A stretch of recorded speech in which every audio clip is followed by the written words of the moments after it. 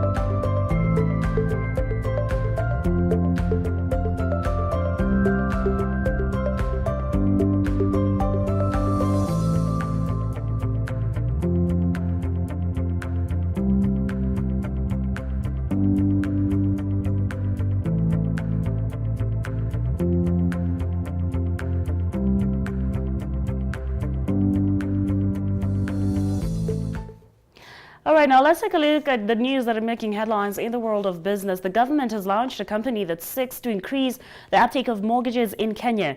Speaking during the launch of the Kenya Mortgage Refinance Company, President Uhuru Kenyatta has said the company is expected to increase mortgage uptake in the country through offering long maturity tenure and lower interest so as to actualize the dream of affordable and decent housing for all Kenyans. The Kenya Mortgage Finance Company has so far received 25 billion Kenyan shillings from the World Bank and 10 billion from the African Development Bank, coming to a total of 35 billion shillings.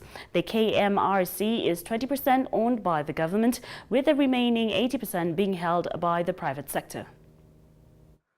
As we continue to experience the dividends of our growing population, the housing supply has over the years not kept pace with the concurrent growth in the demand for houses.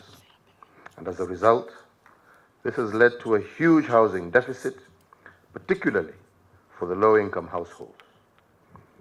In response to the compelling needs, therefore, of our fellow citizens under our Big Four agenda, we are making deliberate interventions in the housing sector to make it more responsive to middle and lower income segments of our population. The intervention is based on our recognition that reaching the goal of adequate, safe and affordable housing for all, especially the lower income group, requires a fundamental rethinking of the traditional approach used in the past. A new approach is now required, one that establishes the right legal, regulatory and market environment for the efficient deployment of private as well as public capital. Ladies and gentlemen, today a number of institutions are now in the mortgage sector, including banks, microfinance banks, savings and credits, cooperative organizations, SACCOs. And according to the Central Bank of Kenya, the total outstanding mortgage debt in 2017 stood at about 223 billion shillings. This, however, represents only about 2.7% of GDP, which shows clearly that in Kenya, the industry is still very small.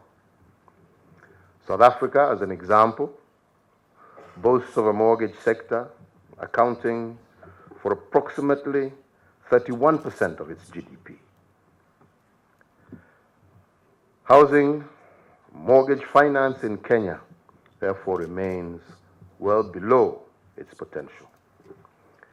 The major inhibiting factors to this growth in Kenya include lack of access to long-term finance, high interest rates on mortgages, high costs of houses, high incidental costs of mortgages, low levels of income, and difficulties with property registration and titling. This seminal initiative that we are launching today is a policy response to some of the barriers that hinder access to affordable housing. We recently rolled out the policy framework that will guide the transformation of the housing sector. On the financing side, the government has been supporting initiatives aimed at developing innovative instruments to address the housing finance challenges. Establishment of the Kenya Mortgage Refinancing Company that we launched today is the highlight of these initiatives. In addition, our National Treasury, in consultation with other key stakeholders, is developing a credit guarantee scheme. Once operational, it will support a large proportion of credit-worthy potential borrowers that are currently not able to access loans because they do not have a formal sector. All right, now, Kenya's biggest commercial bank by assets, KCB Group, has reported a 13.5% growth in its net profit to 8.5 billion shillings. The profit growth was underpinned by an 11% increase in the bank's lending to 464.2 billion shillings. Its deposits also grew by 11% to 552 billion shillings. This saw the group's balance sheet surge to 725.7 billion shillings. KCB's interest income on loans increased by 7%, coupled with a 4% drop in its interest expenses. Now, the bank has announced its first quarter results amid ongoing efforts to acquire 100% of National Bank of Kenya's shareholding. KCB Group is also in the process of taking over a part of the assets and liabilities of Imperial Bank, which is currently under receivership. Now, moving on swiftly, still in the banking institution, the Standard Chartered Bank Kenya's pre-tax profit during the first 3 months of the year grew by 27.8% to 3.5 billion shillings. Analysts at Faida Investment Bank have attributed the growth in profitability to increases in both net interest income and non-interest income. Net interest income grew by 2.8% to 5 billion shillings, while non-funded income increased by 5.6% to 2.4 billion shillings. Standard Chartered's loan loss provisions dropped by 61% year on year to 400 million shillings.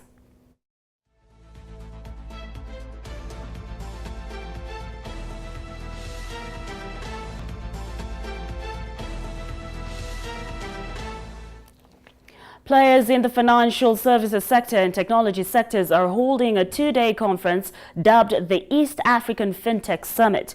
The meeting is seeking to create closer collaboration between financial institutions and tech firms to create solutions to address emerging markets needed. Now, earlier we spoke to Hari Hare, the chairman and publisher of the CIO East Africa, on the significance of the meeting.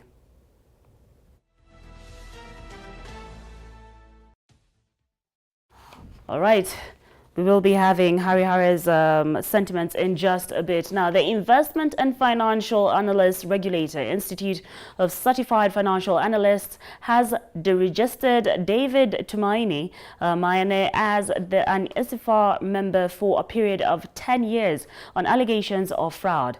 Now, the company has also imposed a fine of 1.1 million shillings for professional misconduct during his tenure as a fixed income dealer between January 2016 and June 2017 while trading treasury bonds. Tumaini has 60 days to appeal the ruling and a fortnight to pay the fine.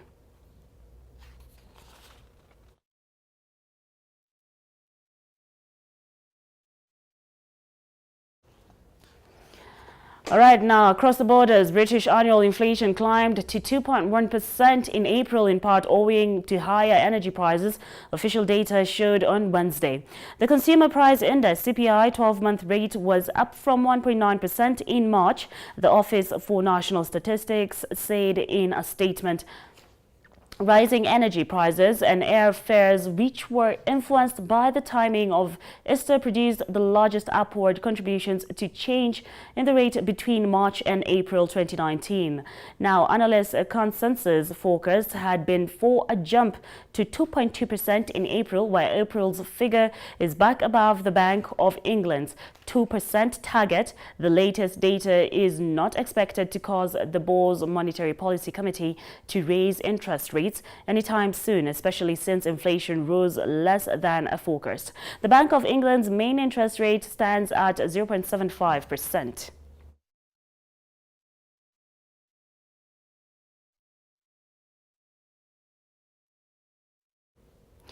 Chinese airlines Air China, China Southern and China Eastern are seeking compensation by Boeing following the grounding of their 737 MAX fleets in the wake of 2 deadly crashes involving the plane. The Chinese airlines are seeking compensation for losses incurred by the grounded fleet, as well as delayed deliveries of the 737 MAX jets, according to reports.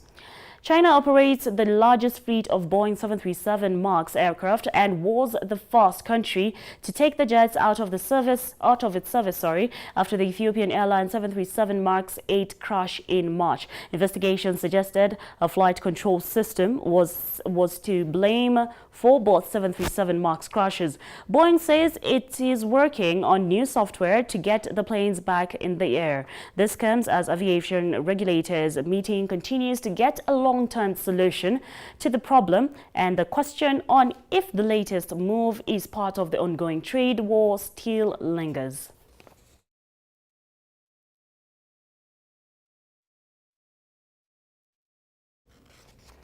All right, now telecoms giant EE will this month become the first operator in Britain to launch a 5G network, but will do so without Huawei technology as originally planned, the company said on Wednesday.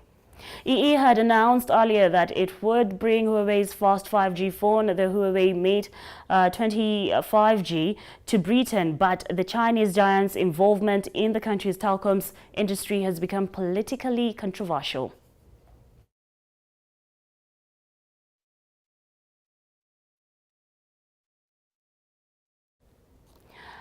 All right, it's time to take a very quick break as I move on to the other side of the studio for our interview this evening. But I leave you with the daily commodities.